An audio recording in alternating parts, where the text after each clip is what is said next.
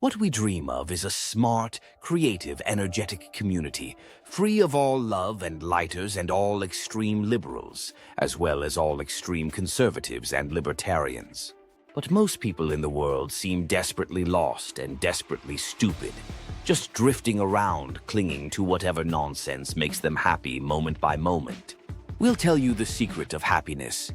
It's being creative. What made God happy? Creating the universe. We'll tell you why so many people are so unhappy. It's because they have no creativity at all. Look at how many people post the most spectacular nonsense on social media rather than getting on with creating things. They're always reaching out to others, trying to make contact with others.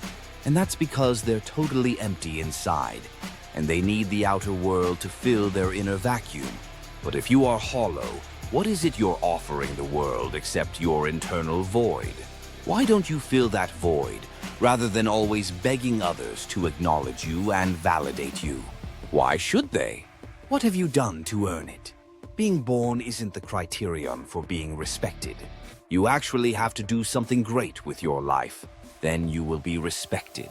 If you fritter away your life on garbage, you won't be respected, and that's right and proper. You got what you deserved. Fuck all. Never forget, we are meritocrats, and the only people we take seriously are the meritorious. We can't abide talentless people, especially the multitudes who actively oppose talent as elitist. Fuck you. Go back and live in the caves. Return to your home in the primordial swamp. Humanity is where it is today, purely because of a tiny number of human beings. If humanity had been led by the mass, rather than the exceptional, humans would barely be different from gorillas. Social media, which is humanity under the direction of the mass, is returning us to primordial ignorance. The QAnon conspiracy theory, for example, believed by tens of millions, represents the annihilation of intelligence. And don't get us started on wokeness. There's a TV advert that says, "Because I'm worth it." It would be much more accurate if it said, "Because I'm not worth it." What have you achieved that has any worth?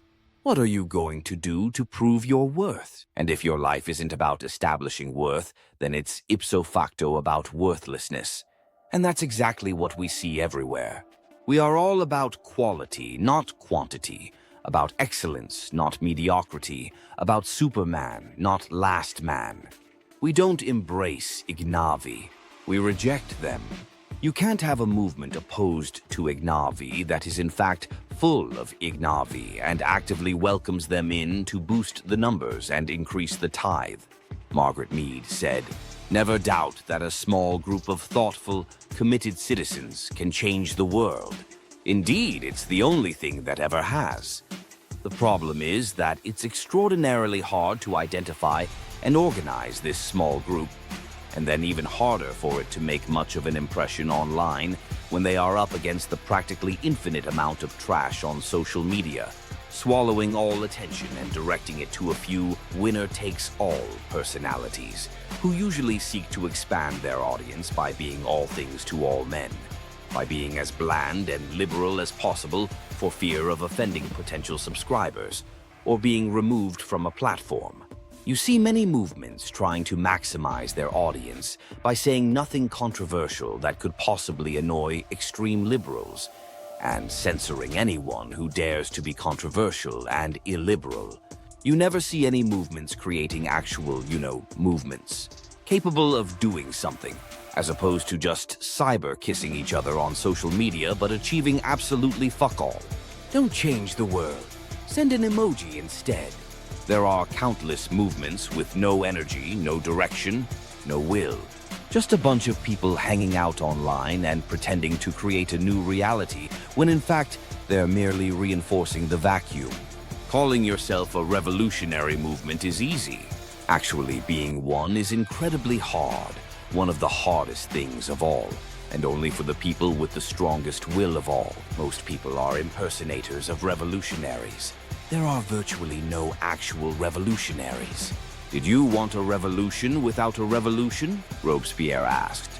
That's exactly what the masses want. The revolution without the revolution. They want everything to be different, without actually doing anything that would make the world different. They will the end, but not the means to achieve it. The supreme exercise in futility. On so many fronts, we are aligned with Nietzsche, a supreme illiberal. This is almost our criterion now for the worth of any movement. Unless it is highly Nietzschean, with an extremely high will to power, it will accomplish nothing. Any trace of love and light shows that it is anti-Nietzschean and an expression of slave morality. It is a symptom of decline and decay. Nietzsche said in reference to Diogenes, "Before one seeks men, one must have found the lantern. Will it have to be the lantern of the cynic? What lantern will reveal the people of high will to power? Social media reveals all the slaves. Extreme liberalism reeks of the slave. Extreme liberals are basically saying, let's all be nice to each other in one vast mediocre mass, all singing Kumbaya. The world might as well end right now if that's the future of the human race. Wokeness is death. It's the terminal degeneration of humanity. Just look at Hyperianism/Neogenism. Nietzsche said, arrogance on the part of the meritorious is even more offensive to us than the arrogance of those without merit, for merit itself is offensive. The masses despise the exceptional. They do everything in their power to stop them, to cancel them, to deplatform them. What is extreme liberalism? It's the extreme tolerance of mediocrity and the absolute loathing of exceptionalism, which is deemed the essence of illiberalism and intolerance. Nietzsche said, "You will never get the crowd to cry Hosanna until you ride into town on an ass. Make sure it's a big fat ass, like that of so many people in the world. We are the locusts. We have come to eat you, to defeat you, to delete the elite, which is to say the mediocrities who have won the approval and complicity of the mediocre mass. Total system failure.